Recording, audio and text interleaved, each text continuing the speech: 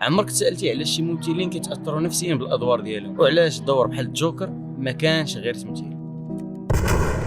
هيث ليدجر الممثل اللي لعب دور الجوكر ما كانش غير كيمثل قدام الكاميرا، كان عايش ديك الشخصيه حتى في حياته اليوميه. خدم باسلوب اللي سميتو الميثود اكتينغ، اللي هو ما كتفرقش ما بينك انت والدور اللي كتلعب، كتولي كتفكر، كتضحك، كتصرف بحال الشخصيه. هيث ليدجر سد على راسو في بيت وبدل النظام ديال النعاس ديالو كامل، وكان كيدور الافكار ديال الجوكر في واحد المذكره. العنف، الفوضى، الضحكه اللي في شكال،